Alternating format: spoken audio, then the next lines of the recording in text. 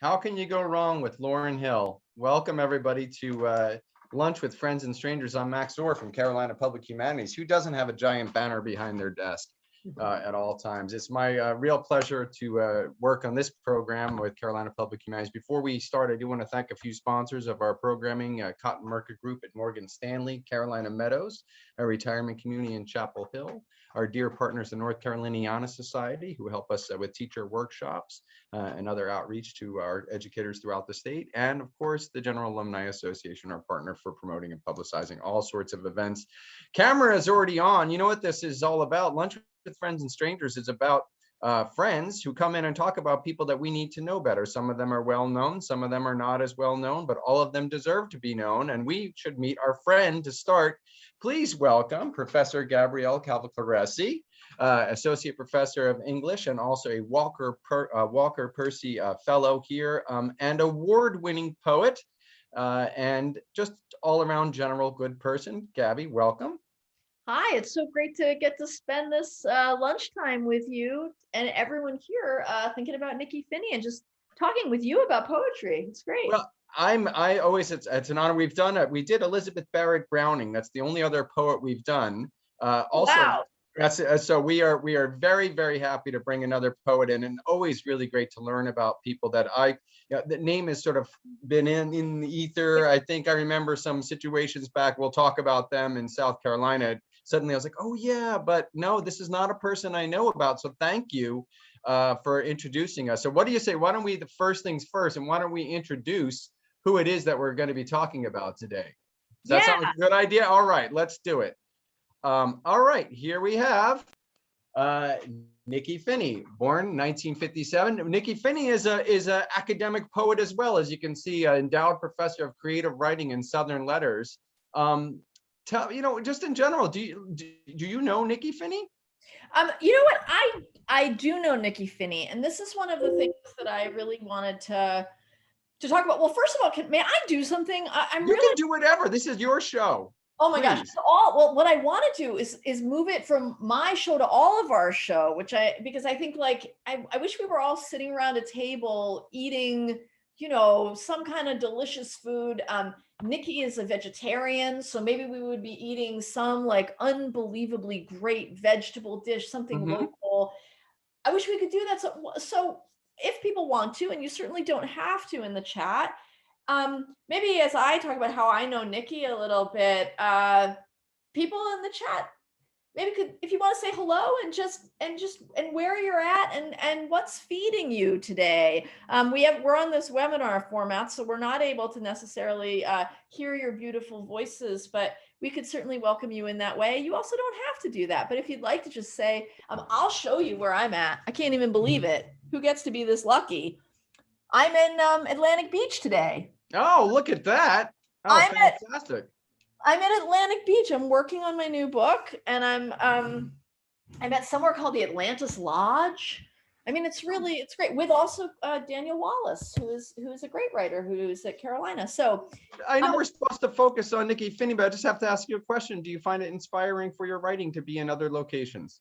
I do. I'm someone who definitely loves to go somewhere else and work. And also because, and I don't know if you're, Max, if you're like this, I'd love to hear. And also people in the chat, I am someone who on one hand is very influenced by place and very influenced by I still write constantly about the space I grew up in, for instance.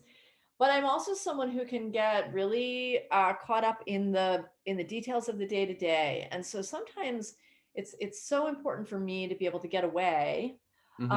And really be able to think and work. And also, it's interesting. I still, although I've been in North Carolina for 8 years, I'm really, really learning this state still. And it's one of my great pleasures, in part because North Carolina, I grew up in central Connecticut. It would seem that it's not so similar to North Carolina, except that was, other than North Carolina, the largest tobacco grower in the country. Sure, yeah. So, I grew up in a rural area full of tobacco fields. And so anyway, so it's interesting also driving out to here and realizing how similar it seems and how different, and also getting to know this state a little bit. And, it's interesting. Oh, go ahead. No, please, continue. I was just gonna say, so it's really nice being here, and it's also it's interesting thinking about just like the Carolinas in general and what I knew and what I didn't know. And in some ways, Nikky Finney is like one of those people who regionally, just because I knew she had come long before I was friends with Nikky Finney, I was just someone, I think like so many people, who just admired her so much, loved that work. Mhm. When her book came out, Head Off and Split came out, um, that was the book that really, it was 2011. It won the National Book Mhm. Award in 2011, I think. That was a book that really changed so many of our lives. And then of course she gives this, I forgot to send you the link, it's amazing. She gives this incredible National Book Award speech that just, I don't know, when my friends and I read that speech, it was one of those things that really was a catalyst toward thinking about how life, literature, activism could all live together. So you were saying like Nikky grew up was born and raised in South Carolina. She lives in South Carolina now. And then also asking if I know her. I think like so many people who end up being writers and being artists and end up having lucky lives, Nikky is someone I met through her work and Mhm. also through her activism and through the poets I knew who loved her. Mhm. Um, and then I just got lucky enough to get to know her personally, so that last night, for instance, I was, sending her photos from the beach here. And so, Oh, and very nice. I will say that before we, I don't want to talk too much. I want us all to talk, but I will say it was interesting thinking when you said Elizabeth Barrett Browning was the other poet that you had talked about. I mean, this is such a cool lunch and it's such a cool program. And one of the things that I really thought about when you asked, like, who do you want to talk about? There were so many poets who have passed on that I could have chosen, Mhm. people who are really, really, not as well known as they could be. But for me, it's really, really important to say the names of poets who are still living, who, whether or not we think of them Yeah. as well known in a certain way, also huge groups of people don't know about them. I will also say that we are in a period in the world of poetry right now. In the last year, we have less than a year, we've lost an astonishing number of Black lesbian poets. I mean, just for various reasons. Most recently, the extraordinary poet Camilla Aisha Moon, who was a very close friend of Nikky Finney. And one thing I realized is that a lot of those women were extraordinarily important poets who a lot of people don't know about. And so I thought, um, when I was thinking about who I wanted to celebrate, I thought, gosh, like what a pleasure also to celebrate someone who then you all could like go get her books, but also Yeah. go to her readings, also Yeah. end up in space with her. So My son is a senior at the University of South Carolina. So this now I oh, know, and now I have an opera. So you got one more semester. now he has a poetry class he can go take. That's and I love what you said about doing contemporary voices. I think first of all, I know that this is in so many ways it's been challenging for all literature in our people and reading habits have changed remarkably in the past 15 years or so. But it also is an incredible age for poetry, in that we have so bringing both spoken word poetry and the notoriety of young poets like Amanda Gorman and whatnot, and of course uh, so many poets like Nikky Finney, who it's like, let's not forget the people that were the trailblazers who sort of opened the doors for new voices. You mentioned, Black lesbian poets.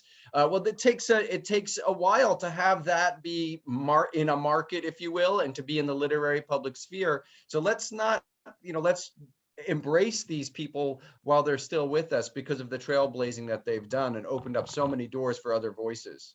Well, and you think about, this I think is something Nikky has always done. And I mean, you think about and within this community, within the community, within the lesbian community, the Black community, also just in terms of Southern activism, you think about like the Combahee River Collective. Uh, Nikky Finney is someone who, and I think there are a number of poets like this. I think, in my generation, Vivi Francis is a poet like this, who is also someone I thought about having be the friend that I talked about. Um, those poets that we know as, and it's probably this way in your field too, Max, and in other people who are in the lunch, the artists or the thinkers that we know of as, artists, but also who we know so much as teachers. I mean, there's this terrible thing that people say, like, those who can't do teach. Yeah. And I don't know, maybe that's true in some ways, but I think there's not enough time is spent on talking about how rare it is to have the person, and how important, who can do extraordinarily well and is doing, and is also a true teacher and a true mentor in terms of lifting up the voices of other poets, always thinking about the community, always, I have come to so many. I came to Camilla Aisha-Moon's work because I knew I was really interested in Nikky's work. That was a poet who meant a ton to her. There was this lineage. There's a extraordinary, I sort of hate the term emerging poet, but there's an extraordinary poet on the cusp of their first book, Destiny Hempel, who comes through the lineage of Nikky Finney as well as other lineages, but that lineage, who I think is astonishing. So yeah, I mean, it's also just what you're talking about, who opens the gate, who keeps standing at the gate. Because I think often people, is this true in your career, Max? Like, I think there are people in my field who have the period of time in their life where they open the gate. And maybe that comes much later for some, or maybe it's much earlier. But then they either kind of stop opening the gate just because they get tired or they do other things, or they wait until they've kind of finished a lot of their main work before they open the gate. Yeah. Nikky is someone who, from the beginning, has been someone who has not been a gatekeeper, who has held that gate open, often I feel the pressure as I'm saying it, often as the gate has wanted to close, or and has, is that true in your field too? In my field, I'm sort of a jack of all trades. Yeah. So somewhat, I feel like I suppose what I do think is interesting, and just sort of tying it back to poetry, and I would say my answer to you is I don't know. I feel like I've had lots of people open up doors for me, and I'm very, very grateful for all the doors that have been opened for me. The work that I do is so heterogeneous, if you will, teaching this sort of public service. I'm a musician. I do art. There have been a lot of people who've opened doors. Maybe I'm just not brave enough to step through one of them and make it my door, because I just am too many Maybe things. you have a million doors. Yeah, Maximilian. It's my name. So that's a million. I love it. Yeah. I want to get back to poetry for a second, because I think one thing is really interesting in what you're talking about here, and this is the relationship between poetry and community. And, we often think of poets as being, this sort of singular, touched by genius, expressing themselves in a very personal way. And that is absolutely true. But the idea that poetry is also a service to others, and it sounds like this comes through very much in Nikky Finney.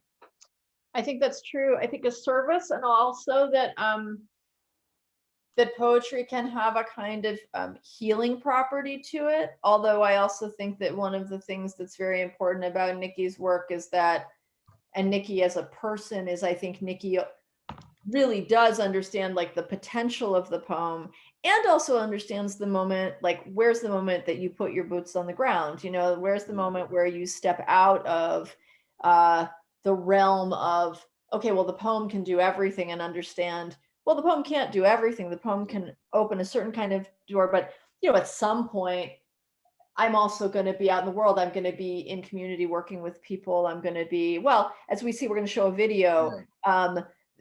When certain historical events happen, you are both compelled to write a poem, when the Confederate monuments come down, when the Confederate flags come down, then that might be the occasion for a poem. Nikky writes an extraordinary one. It's also a moment to put one's body in the world. And then we see, Nikky in those spaces making that video. Well, I'm going to briefly do we can do this quickly, because I do think it's important when we're talking with poets, we get to their words. So we'll do that, but let's do a quick little idea of some origins here. Born in South Carolina. Yes. And what do you know about early days Nikky? This is about Nikky from the nikkyfinney.net site, which unfortunately was not working for me, but I did get that picture. Well, what I know about Nikky is that Nikky is born in South Carolina. I would say, I mean, if Nikky was here right now, I don't know what she'd say, but I would say that Nikky in some ways is very similar to the beautiful kid in this photo, the beautiful young person. Nikky was a voracious reader, always. Nikky was a voracious note taker. I think that her dad was a lawyer.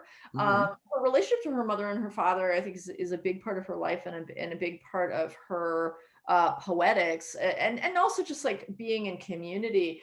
But you know, I mean, Nikky Finney was someone who, from a very, very early age, and this ends up tracking in her life as a poet. We can see this when we look at the poems. She is someone who just made it her mission to take in like every detail she could find, to really be interested in her community. Her father's work as a lawyer. I think it's something we have in common. I grew up in a household of lawyers. My grandfather was a lawyer, and he would take me when I lived with my grandparents. He would take me when I was little and there was no school to the courtroom with him, and he would give me a big yellow pad of paper, and he would say, sit in the back and just write down what you hear, write down what you notice. And he would say, all day long, you're gonna hear different people thinking they're telling the same story, but seeing it totally differently. And that what training for a poet. Oh, it was unbelievable. I mean, that's incredible, right? It was incredible. And then we would have lunch. This was in Hartford, Connecticut. He would bring me to lunch and I would sit and he would say, okay, tell me what you heard. And I was like, 5, 6, like, and I would be sort of drawing, but it made me really want to listen, because we would sit in these big banquettes in Hartford, Connecticut, and all these lawyers around, and I would sit with him and I would tell him what I heard.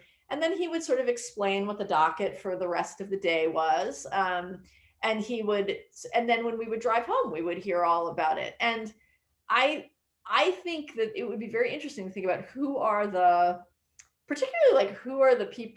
poets who grew up in the world of smaller town lawyers. Columbia is not that big a city, where you really did also, being a lawyer also meant really knowing the community and really, and I think that you feel that in Nikky. I feel like there's a kind of ethics to that work, but there's also look at that picture of her right there. You know, there was a lot of spaciousness. There's so much spaciousness in her work in terms of being able to see every side, as it were, but also being able to take a position as a judge or a lawyer needs to do, and say, I've seen all these sides. I also I take this position. And I think we see Nikky from early on in her life, like all the way through, being someone who is both, I think, highly democratic in the way she builds a poem, and also has a deep, deep sort of gong of authority in that work and in her life. And that's something, while we're talking about her early life, I think that's, one of the most powerful things maybe to say about her, is that from an early age, she didn't become a journalist, but in a way, like, she was honing those kinds of skills. She was always going to be a witness. My understanding was that early passion was actually in photography. Yeah. And had worked as a professional photographer even. Yes. And you can see, I think, in her work, when she did come to UNC, there might be people like in this group who are for the first time sort of seeing Nikky, but there's also people who may have come and heard her as our Haynes Distinguished Writer. And one of the things you see in that work is just how vast the vision is, what an eye for detail, but also what an eye for perspective. And I think, photography is something that was really important to her, and we can see that. Well, what's interesting too is photography is, of course, an impression, right? And so photography, when you take a picture of something powerful, it has a sort of realism to it, but it also, in a sense, is like a poem in that it's just capturing one essence, and it's up to us to kind of pull that into our context and find a way of finding meaning in it beyond what it's just telling us. I like this quotation. I know the sound of the 60s and 70s. There was a lot of standing with signs. There was a lot of shouting. I wanted to be a poet who didn't shout, who said things, but said them with the most beautiful attention to language. Yes. Great, and and it's in a way that attention to language feels like photorealism in a way. It's trying to get at that, and this is not to try to paint an objective reality, but to say this is the truth that I'm seeing in my words, and I'm going to pay deep attention to these words so that they're translatable to other people when they read them. Yeah, I mean, and I think it's, Nikky has recently become a chancellor of the Academy of American Poets. And, people become chancellors for various reasons. I mean, it's a real honor to be asked. But I really think that Nikky embodies like what, to me, a chancellor should really be and what they should do, which is that Nikky has always sat at that kind of incredible intersection between like the public and the private, both in her work and just like sort of exactly what you're talking about. I mean, with photography, with community, how do we look at people's intimate lives and think about what the ramifications of that are in the public sphere? Which, I mean, I periodically I am asked to nominate for the poet laureate, the U.S. poet laureate, and I always think Nikky would be. I don't know if she'd do it. I think she'd do it. I don't know, but I think she'd be an astonishing poet laureate, because I think one of the things you're sort of seem to be leaning towards here, and I think it's really true, is we think a lot about public versus private poetry. I think the really great poetry sits in that sort of communal space of both. And I think she learns that from people also like, June Jordan, the people who are writing these extraordinary poems and also constantly in the community, leading workshops, bringing poets together. Well, let's get to some of this poetry. I say it's also interesting. One of the things that, by the way, her father, I learned, was the first African-American Chief Justice in South Carolina since Reconstruction. Really, so certainly in terms of service, obviously it's deeply embedded in the family. Nikky returned to South Carolina, relatively recently in the last 10 years, and immediately sort of, saw and got involved in that community in terms of addressing some of the main, issues. Still saying, here we are speaking at the unveiling of the University of South Carolina Desegregation Commemorative Garden, which I've been to, but certainly this is what you might call a triumphant moment, but there are some dark moments and also some moments of that mixed triumph and darkness. Let's get right to a poem. What do you say? Yeah, absolutely. Are we going to watch that video? We are going to watch it. Let's watch it. Okay. So, Nikky Finney.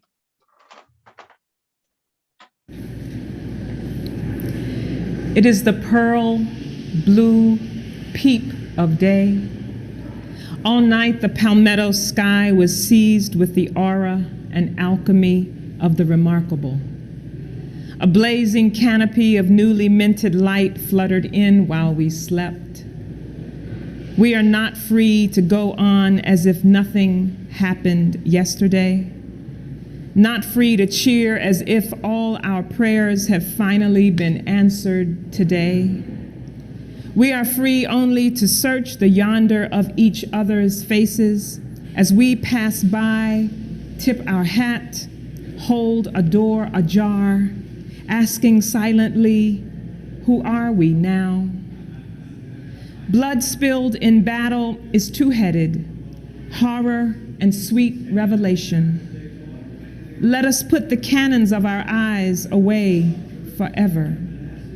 Our one and only civil war is done. Let us tilt, rotate, strut on. If we, the living, do not give our future the same honor as the sacred dead of then and now, we lose everything. The gardenia air feels lighter on this new day, guided now by iridescent fireflies, those atom-like creatures of our hot summer nights, now begging us to team up and search with them for that which brightens every darkness.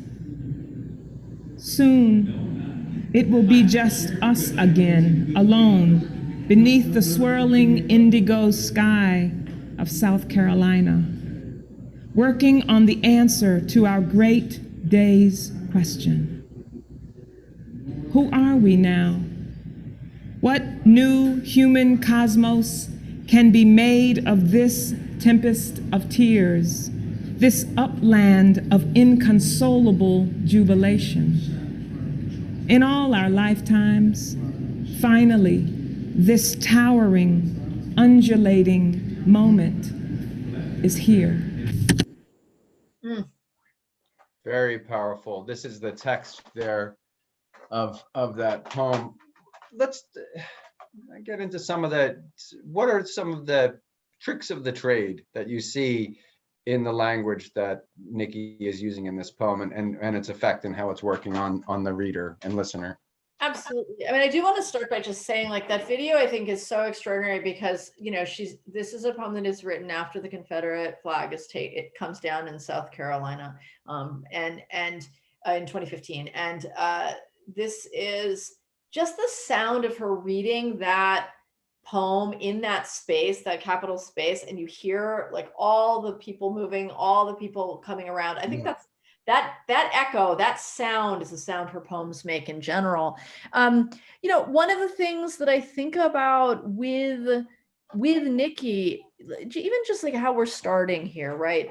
On the occasion of the Confederate flag falling in South Carolina, July 10th, 2015, right? So she starts us, this is something Nikky does a lot. She grounds us in sort of this larger moment, right? And so how many poems were probably written about that moment? How many poems? But one of the things that poems often do that are written in, whether it's in a moment like this, whether it's poems that are written about 9/11, for instance, poems that have been written about the pandemic, is they tend to like start super wide and stay super wide, if that makes sense. That's sure. That can, when we're writing poems, it's one of the things that can actually make a poem that feels like it should feel so important and so beautiful and so, you know, like it's going to last forever. It's one of those things that pretty quickly can make that poem both disappear from our memory and just make it sound like sort of one loud sound. Yeah. One of the things that Nikky does in her poems that's so beautiful, and she does in this poem, she starts with that really like specific, but also kind of huge title, right? And then it is the pearl blue peep of day.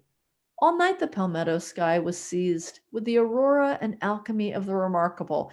So like on one hand, you have the incredible sort of a little bit abstraction and sort of the high lyricism of seized with the aurora and alchemy of the remarkable. But you start with, and this is where like, I mean, I'm just going to geek out about this for a minute. It's so great. Like you start with, it is the pearl blue peep of day. No one says that. No one says that. Max, here's the thing. Like if I were to have ever like been able to write a poem like half as good as this, I would have even maybe started with, it is the pearl blue something of day. It's peep that makes that thing go. Like the pearl blue peep of day. First of all, the sound that it makes. Everybody who's listening right now, we can't hear you, but read the first line out loud to yourself. Just like the pearl blue peep of day. Oh man, if anyone wants to talk in the chat, you certainly don't have to, but like, what do you notice when you, Max, what do you notice when you make that sound? And if anyone in the chat wants to say, it is the pearl blue peep of day, what happens to you when you read that? Well, it's that, well, certainly the alliteration of the P gives you this sense that you're kind of collecting this idea in your mouth and it's kind of coming out like, so the pearl blue, there are these two things happening to me. The consonant sound is kind of staying in my mouth. And I mean, the vowel sounds are staying in my mouth and the consonant, you know, P is kind of, it places me right in a moment as it makes your mouth do some work, right? Immediately. And I mean, does that make sense? It totally makes sense. I'm gonna like literally, I'm getting so excited. I'm gonna walk around this room a little bit, like as I do this. This is so distracting, but I just like, here's the other thing. You're right. That pearl blue peep, it does that. You make that sound. Here's the other thing that's so amazing about this moment in the poem, that she says, like when she says pearl blue, all of a sudden there's this roundness. Like we see the pearl, we see the sheen, right? So one of the things that she has done in that moment is that she has, excuse me, everyone, as I sit back down, she has all of a sudden done what the poem is going to do throughout, which is she's made the poem round right there. You know what I mean? Like she's brought, all of a sudden we have 3 dimensions. So it's the pearl blue. Whoo, I feel the roundness. I feel like all of a sudden I'm not just Max, we might think a way of saying that because this is a hard thing for poets to do, and she does it all the time. I'm not just a reader anymore, right? Like I'm not just taking your word for it. I'm not just, this may be the minute the activism of the poem starts in a kind of way. I am not, the minute you say pearl blue to me, and my mind makes that notion of the roundness of the pearl and the depth, and I start making something with it, I'm implicated, right? I'm implicated in the poem and I'm inside this moment. Yeah. So then I can't just say, oh, well, I'm just reading a poem about the occasion of the Confederate flag falling. No, like I'm in the contract. I'm starting to make things in here. Yeah. Then when she says pearl blue, peep, peep. So all of a sudden we've got the sound that we made with the pearl. We've got the vision of the pearl blue color, but also like we see the sheen of that pearl and that roundness. And then we make the sound peep. And then Max, like we are really in it. We're in it in our eyes. We're in it in our imagination. We're in it in the sound. And the other thing that she's doing, or maybe not the other, maybe it's the main thing, is that this is a poem about imagining a new world. And one of the things, or the world after, but not forgetting the past. And one of the things she's done in that first line so extraordinarily is she's put us in the space of imagination and making. We've already proven to ourselves as readers, if we're willing to say it, we've proven to ourselves that we know how to do that, right? Oh, pearl blue peep of day. I've got all these senses going. I've got this thing going in my mind. Well, if you can do that, you can do the work of imagining a new future. Don't say you can't, because you just did it. Does that make sense? That does makes great sense. You know, and such a wonderful, this line, blood spilled in battle is two-headed, horror and sweet revelation. And what a powerful and important, like, because it's the answer to the question, who are we now? Yeah. And boy, what a, you know, and of course we know that this, the taking down of the Confederate flag falling in South Carolina didn't happen in a vacuum. It happened after horror, right? Yeah. You know? And so it's, you know, blood spilled. Who are we now? Blood spilled. Now, blood spilled, right? And we see horror, and the sweet revelation is perhaps the revelation of what do you think is the revelation that we're now seeing the world, just seeing the world as revealing injustice, or revealing, or all of it. I mean, and I think this is very much the work that Nikky does. I also would say anyone in the chat who wants to disagree, please come on in and disagree with me. I love it. But I would say one of the things that Nikky does in her work in general, and that certainly is done in this poem, is that you don't have the beautiful without the terrible. You don't get to walk away from the past, right? And that when we say like horror and sweet revelation, the sweet revelation is both, yes, like the possibility of what could come next, right? The sweet revelation of like, this flag can come down. Look at this extraordinary woman, bringing that flag down. But it is also the sweet revelation of seeing ourselves, the canons of our eyes, seeing ourselves for what we are, seeing our potential to make change, to usher in a new world, but also in that moment, our potential to do great damage still. One of the things that I really admire about Nikky is that the past is in the poems, and so is the future. And the future is often sort of laden with a kind of hope, but she's never, I would say that Nikky is in the poems is often, she is willing to imagine the best of people and the best of us, and like what kind of sweetness could come. But it is never done without understanding there could be endless bloodshed still, right? Like, here's the moment of sweet revelation. We get to decide, like, what kind of citizen are you? Yeah. You know, I the think question is asked again later in the poem, who are we now? And it again encapsulates just what you were saying. What new human cosmos can be made of this tempest of tears, this upland of inconsolable jubilation? It's, Yeah. it's, hey, we're never going to get out of heartache and out of, all of it, but we can still make something hope. Like, I think it's not platitudinal. Do you know what I mean? It's complex. Totally. And I also, Especially with the blinking of opposites, like of inconsolable jubilation. yes, I mean, that's what I was going to say, right? That we have this all here. What new human cosmos can be made of this tempest of tears, this upland of inconsolable jubilation in all our lifetimes? Finally, this towering, undulating moment is here. Like, also, like, here is the thing that we have hoped for. Here is the thing that some people have been terrified of. Here is a moment where some people have been hoping for and terrified of, right? Like, and it's, I love the idea of it undulating.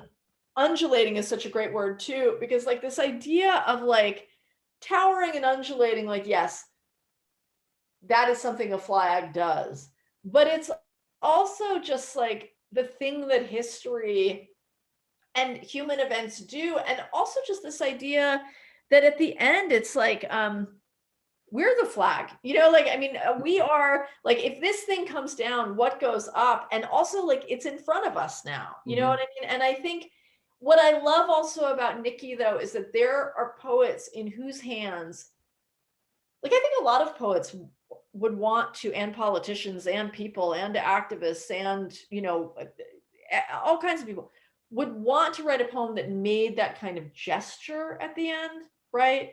Like, I hand you this, like, here, like, what are we going to do with it? The thing I think that's so extraordinary about Nikky's poems, and I do think it comes from her person, is the incredible, like, generosity of that moment of laying it out in front of us and saying, like, here, we're all going to do this together. But also, like, not at all diminishing the fact that, like, whatever we do, it has come at an extraordinary cost, and it's come at an unacceptable cost. And that what is ahead of us, no matter what kind of cosmos we create, like the sort of the Big Bang from which it was created, is horrifying. And so I think that this is the kind of poetry I love, right? Like, this is the kind of poetry that's really interesting to me. We're not climbing a hill of triumph here. Yeah, no. We get to a towering, undulating moment. It's not climbing the hill and saying we've arrived. Except and at the same time, the gardenia air feels lighter on this new day. It's guided now by iridescent fireflies. Like, here's the other thing that I do really love about Nikky, and I do think this is something that I'm very interested in general in poems, and I'm interested in the fact that I would say that some of the poets I think who do this best are Black lesbian poets, which is decentralizing the self in a poem,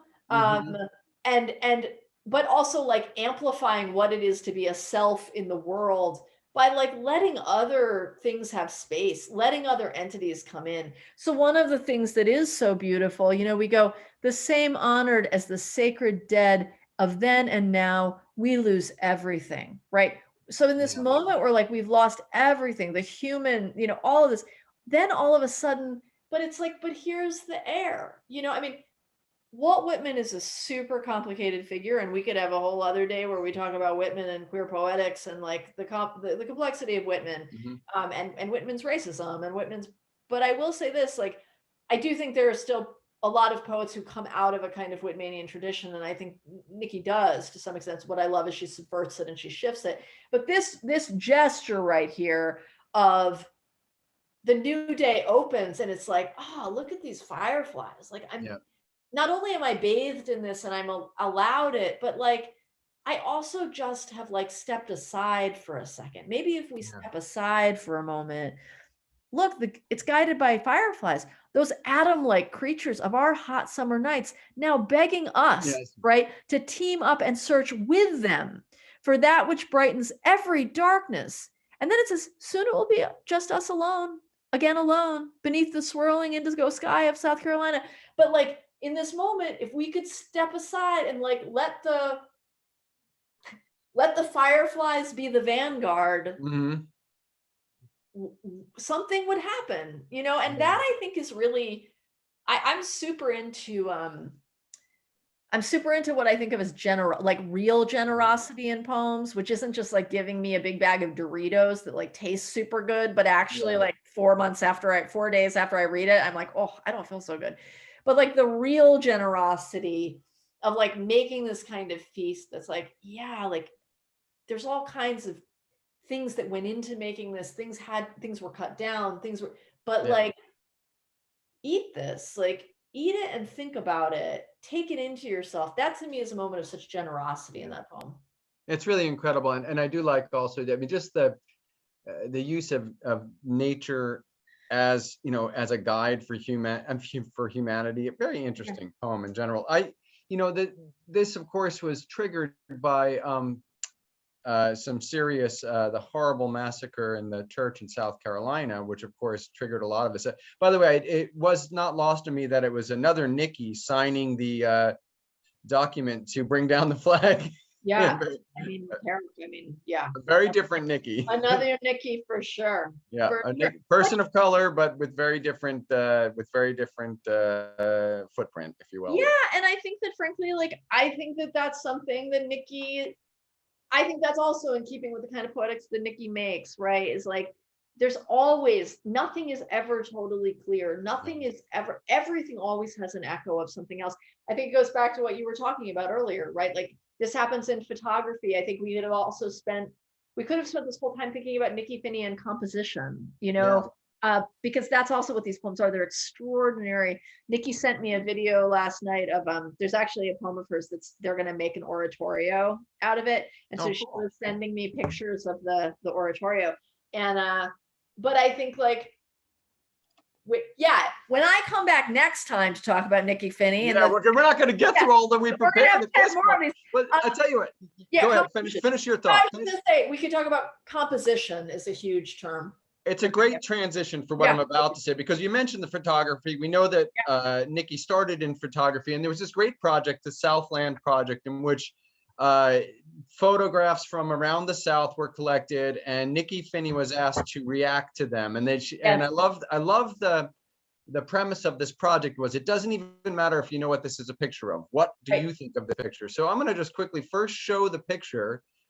This is Daniel Beltra's Oil Spill number 12 from the Spill series, which I can only imagine, this is from the Gulf of Mexico, which I can only imagine is a depressing book, probably filled with beautiful pictures. But here's the picture, and then Nikky Finney gave it this title: Miss Polly is akimbo underneath the Mother Emanuel collection table. And this speaks directly to what we were talking about. And now I'm just going to pull up the text of the poem here. And I want to say to folks as we pull this up, this is a poem that's going to talk about the massacre at Mother Emanuel. So that's a little bit of a content warning and trigger warning. And thank you for that, Gabby. In a day like this, it's been a big week at UNC. If that's not something that you're here for, like you could always mute right now and just look away and look out to the beautiful blue sky today. And so I just want to say that. Thank you, Gabby, for that. Yes, so you can look at the pearl blue peep if you don't want to delve into this, which is heavy. I want to give the people a chance to kind of read this a little bit. And if you would like to read selections of it that particularly stand out to you. I think that, let's have people can read it to themselves. I will just start. I will read it the beginning, and because I think it's very similar. Again, Miss Polly is akimbo underneath the Mother Emanuel collection table. So again, like that kind of framing. The one who came to start the next civil war speaks to her directly. Have I shot you yet? There is no one else left to answer. In the church basement, all are dead or bleeding out. Miss Polly, half on her knees, is askew, tilted her last angle, akimbo to the 8 others who are sprawled and already spiraling toward heaven. In her mind, she too is about to die. I'm going to hold right there. People should keep reading, but that's everything that Nikky always does so extraordinarily in poems. Nikky does right there, and I'll talk about it in a second. I know we're ending soon or moving on to Q&A, but Maybe I'd give people, Max, just a couple minutes to read the whole thing. Please.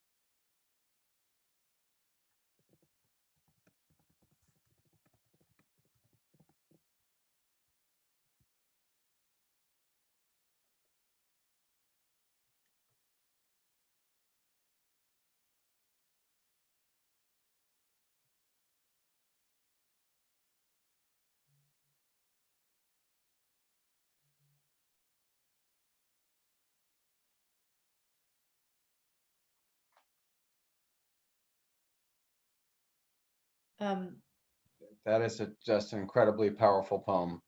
It's an astonishing poem. I mean, it's really, it's an astonishing poem, and it's I think such an example of everything that Nikky does that is so extraordinary in poems. I think we see the unbelievable. I mean, so I think it's what Nikky does so extraordinarily, both pragmatically, like in a poetics sense, the sense of composition, her unbelievable control of the line, the music that she's able to create through that. I think Nikky writes sentences better than almost anyone else writing in American poetry, which is really important. Sometimes we don't think about sentences, we only think about the line, but Nikky is always thinking about that. But it just as it's funny that you say that, because when I'm sitting here putting together these slides and looking at the poem and wondering where should I put these breaks which aren't necessarily in the original, I say, well, there's a period, that's a sentence, I can stop there. Right? You know, and I don't know if that's the wise thing to do, but I had to make some decision. But you can see the use of sort of, you know, prose language within the poem, but the imagery and what she has done by looking at, I mean, it helps to look at the picture. You don't need this picture to appreciate this poem, but the two together are incredibly powerful. They're incredibly powerful. And I think that it goes to this other, I'm going to say, and I'm going to say one of the things I love about Nikky, and I think this is true of all great artists, every pragmatic decision ends up coming from a place of extraordinary soul work, and just like, it comes from the extraordinary person she is too.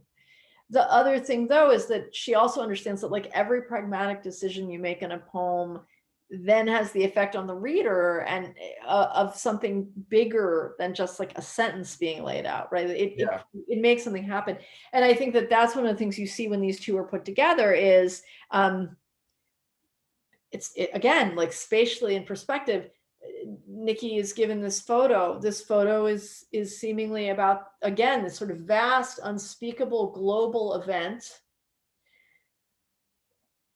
She looks at that, and then we are given this poem that on one hand we could say, well, she goes from the global to the deeply local. But the other thing that she amplifies here is that this event too is a global event, and this event comes from, you know, there are multiple, I mean, because the first photo is also about extraction as much as anything, the implications of extraction, right? And one of the things that this poem that Nikky has written, I believe, is also talking about is just like, this is the, not the sum total, because this happens again, you know, but in a certain way, this moment she's writing about is also about a kind of system of extraction and oppression that has gone on, right?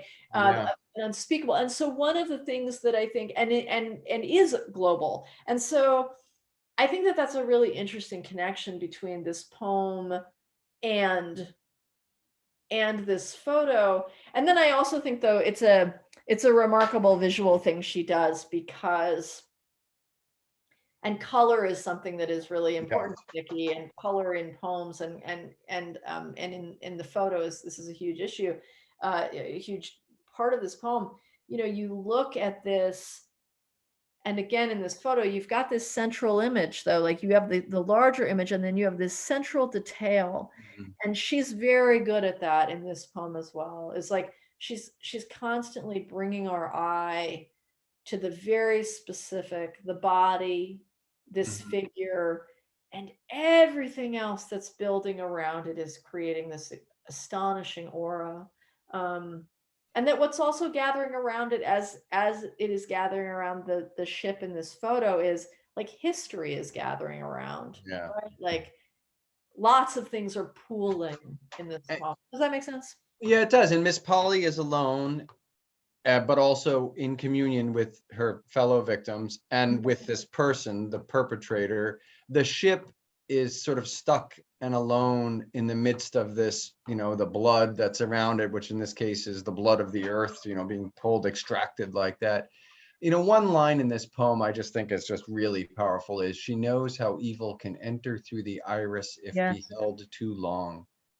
And the iris too, I love that there's something, I thought of the iris of the eye, of course, but I also thought about, you know, why the iris? You think the pupil might be where it enters, but why the iris? Why the color? Why the you know, iris is a flower as well, right? Yeah. It's such a powerful, powerful line. And yet she turns into the last one standing, and her molten answer arrives, the color of pounded beets beaten out of their safe skins. Her persimmon words outline every beloved bullet riddled body still lying on the floor. No, you have not. Yeah. You know, that is just breathtaking. It's totally breathtaking. And it's also like, it's so, excuse my language on this spot, but like, it's so badass too, because it's like, in terms of as a poet, the kind of care, the kind of like skill, and just dexterity it takes to funnel a poem into that moment and not have that moment take over the entire poem, right? To have that moment feel both inevitable, still surprising, and also like deeply in connection with everything else that's still going on. When I hear Miss Polly say that, one of the things I think about is I'm still in the room. Like I still see the room around her. I still see the world around her. Whereas there's a way you can build a poem like that where if that were the last phrase or the last line, it's the only thing from the poem you remember, you know, and that has to do with kind of also knowing where the poem is going to go from the beginning to the end. And that's actually a less satisfying experience, and it's a less moving experience, and it's a less I think politically powerful experience than like Nikky is. So I would say that the other thing that Nikky is in her poems is so patient, you know, and I think there's something about patience. She is so patient and also so relentless at the same time. Nikky was also we talked about this when she was here. We did an amazing panel with Nikky and the women's basketball coach and players, because Nikky was a really serious college basketball player in college. And another piece of the bio. Yeah, like super, very good, really intensely into it. And there's a great film people can watch of her talking to ESPN Sports about writing and about basketball. And you know, I think they're the other great woman basketball player poet is Natalie Diaz. Also, Camilla Aisha played basketball, I believe. But I say that by way of saying that, like, I think when you play basketball, you have to learn to be very patient and also take your moment when you need to and be relentless. And I think that Nikky is those things. Like, I think she's amazing in the poem and in the world. She's an extraordinary team player and also knows like how to be patient, how to wait. I think she teaches her students this. She's taught me this as a poet and as a friend. And also like, when is the moment that like you're going to engage your authority more openly? And I think that whether that's politically, whether that's poetically, whether that's just like in friendship, reaching out to someone, I think that's something that happens at the end of that poem. Is the poem the poem does land on a certain kind of authority in that moment, but it doesn't give up other kinds of authority. It doesn't it it's still like the other thing that poem doesn't do in that moment, and I think this is one of the things that's so great about her, is it doesn't like leave all the other people, like Yeah. Polly says this thing. There's a way in which a certain kind of poet could write that poem where all of a sudden all we see is this person, all we see is that situation. I'm completely aware of like the whole community that is around Miss Polly in that moment. And I want to say that too, because I said there's a sense of loneliness at looking at the ship, but I also think that there's a sense of community that's there as well, that the other Yeah. people are not left. I mean, we don't see the community of the ship. The ship is Yeah. there by itself, but there are people on the ship. We know that, right? Yeah. But in the sense of the community is there. We are coming right up on our time. So I want to, of course, remind people that you're welcome to drop questions in. If we are just, if we're sucking all the air out of the room, we want to make sure we hear your voices. But Gabby, I have to ask one question. How's your basketball game? I mean, my basketball game is not great, but I will say that I am a passionate viewer of I love all kinds of sports. I could not I used to love when I was little. I had a my grandfather built a hoop. I have a visual disability, a balance difference as well because of it, called nystagmus, and so I was never great at that kind of stuff. But I for hours would like try to get the ball in the hoop over and over again, always. And I really there are a lot of poets that love basketball, and I love This it. is something I'm learning. This is a connection. I'm just learning. By the way, Yeah. Paul did drop the ESPN story with Nikky Finney into the chat there, so people can get on that if they're interested. There's a whole anthology coming out of poets who love basketball. It's really Is that right? Oh, yeah. wow. Yeah. We'll have to feature some of those. So I want to again invite people to ask a question. I want to, while we're waiting for you to do a question, I thought I might ask you to read this next poem if you're willing in it, and we could just get through it. This is again off of the series Southbound. I call it Southland. It's actually Southbound, but this is a Rachel Boileau, I assume, 38669, Postmistress to Ida, 2013, from her Postscript series. And when this was handed to Nikky Finney to write a poem about, this is what we came up with. Black Woman, Moose Lodge, number 719. And Gabby, if I could ask you to read it, I'll pull it up. I think that what I will do is, because there's various kinds of language in it, I think I'll read a little bit and then I will just let people read it. Thank you. I was wondering, but thank you. Yeah, you're right. Yeah, absolutely. I think that it's a great one for people to look at on their own. And I think that what I can talk a little bit is about like sort of just what I noticed in this poem. Yeah. I think that this is another example, right, of the way in which, again, like, here's the other thing that can happen sometimes in ekphrastic poetry, right? That ekphrastic poetry, for anyone who might not know, is this is a poetry where you are given a piece of art and you write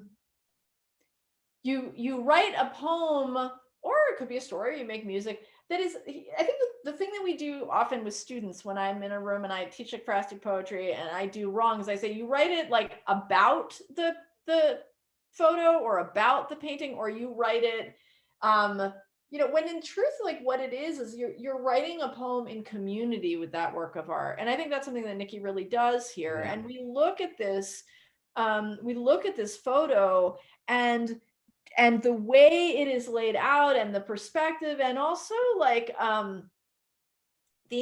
just the different kinds of light that move through this, the fatigue that one can see in this. And it's really, the thing that I love about this is it would be really easy for a poet to write this poem and take all of the agency from the person in that photo and make the poem kind of about the virtuosity of them writing a poem about this. Does that make sense? Like the sort of moment. And what I really love about this poem, what I love about Nikky in general, is that she's a towering figure in American letters. She is, I think, one of our greatest living poets. And she has a kind of confidence and authority in the poem, and also just a kind of dignity in the world, and a kind of generosity and spaciousness and interest in other people, that like she can actually write an ekphrastic poem that brings someone in and not turn them into an object, right? Like, I mean, there are many people who would be sent this photo, or if you brought your students, right, to a museum, there might be some really amazing poems that students would write that would come out of this photo.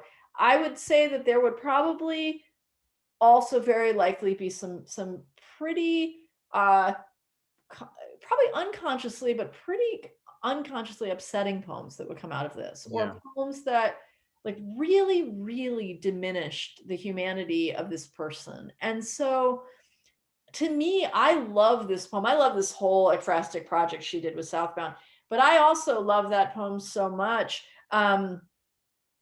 because like Nikky is so evident in this poem, the beauty of her work, the power of her ability to make a poem, her generosity.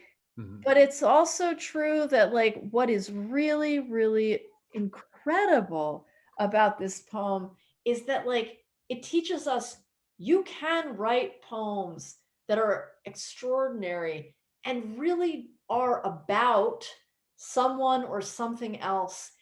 And you can, like, you're there, you're the amazing person who made that poem, but it doesn't have to be about you. Does that make Yeah. sense? Like, No, absolutely. and I think Absolutely. that it phrases so often, when it's not working so well, it becomes this kind of it, it just becomes, it can become something that can feel pretty unpleasant, and it's in the same way Yeah. that persona poems can, because this is also, of course, like we're working into this poem and we look at this poem and like this is also a persona poem, right? Like this is also like a poem where someone else theoretically is speaking, and I Yeah. think that that's a very dangerous thing to do. It can be an extraordinary thing to do, but it can be something where like again we think about Yeah. extractive poetics. Yeah. She's not doing that.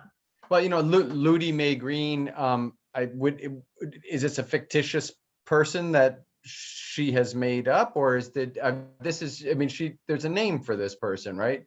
Yeah, I mean, I would assume that this is a real person, and this is and we're looking at this person right now, right? Like we're looking at, Yeah. and I think that there is certainly we're looking at this real person. There's also this strategy that is used in persona some poems sometimes of making up the name for someone when you look at a photo. In both cases, the task is like that voice, that person is real, and they are not just a vehicle. And Nikky's is so wonderful at reminding us of that. The very last line. Now, of course, what happens in this poem is we have the poem and then we have the letter, right, sent to Zora Neale Hurston. And the last part of it in closing, I would like to say, American history is indivisible and invisible too, and made from the pure, wild, wonderful wilderness of a Black woman's life, so far as I can see. Yeah. That to me sort of sums up in some ways the idea of the poet as person, the poet as community, the poet as part of the broad sweep of history, at the same time as being sort of the catalyst is personal reaction, right? And yet is able to embrace this. I love this, indivisible and invisible too. And of course, that alliteration of pure, wild, wonderful wilderness of a Black woman's life is just beautiful. It's still, even though it's written in a letter form, the poetry is just jumping off of this letter part of the poem. Yeah, and I think that the other thing that is like so incredible about that poem is actually that like the real last line of that poem is reading champ of 1945, 96, South Carolina. And like that to me, I mean, what an astonishing sort of space to get to. Like that's Nikky. Like that's like giving that person like their absolute mastery, their absolute authority. It's so specific. it's so warm. It's so also like I am the spelling champ of nothing. Like I really, like it's hard. And so it's also like it's a yeah, I mean that's a nice place to come to at the end. Like that's the generosity of the person I think is maybe the greatest living poet in the world. Well, we are absolutely so honored that you could join us and honored that we could be talking about Nikky Finney. And I know that I'm unfortunately we don't have questions, but I know that this has triggered a lot of ideas and thoughts. And this lives on YouTube, so please go and look at it on YouTube. And hopefully we can have another time. Bring back a poet anytime, Gabby. We'd love to have you. Yeah, I love the idea of a Carolina Public Humanities poetry podcast. How fun. Let's get something going. Absolutely. You have an open invitation to talk with you more about that. Tell us just briefly about the approach you're taking with your project right now. Oh, well, I'm just working on a new book of poems and I'm hoping it comes together, and this is a beautiful place to work on that. I'm on leave next term after finally have a research leave, which is wonderful. And so, I'm trying to learn from people like my friend Nikky Finney, which is like, how much can I get in there, and how much can I make the poem a space of real generosity and spaciousness, but also like, deeply mine. So I do hope that we can have you come and talk about your work when when your latest work is finished, and enjoy the beach. It's probably you can probably still swim, and we look forward to seeing you back here in Chapel Hill. I can't wait. And thank you so much, Max. And hey, thanks to everyone in the chat. I really appreciate your time. And if you have any questions, feel free to email me. I'm on the UNC email list. And if there were things you agreed with, things you didn't agree with, or just conversations you want to keep having, I'm thrilled to do it. And we have a few more of those poems that we've paired up with the pictures, and we'd be happy to share those. Or I think Paul has even linked to the actual exhibit. So definitely check that out. You know where to find Nikky Finney. Go to your local independent bookstore, and if it's not there, order it. And certainly check out the wonderful work of Professor Calvocoressi as well. Thank you. Thank you all for joining us. We'll see what we have next week off. We're having a live performance next week. William Still Price on a live performance on piano with Robert Buxton. It should be absolutely fantastic. Paul will drop some links on that. We'll see you in 2 weeks. For now, we're signing off. Have a wonderful weekend, everybody. Have a great one, everyone. See you later. Thanks so much.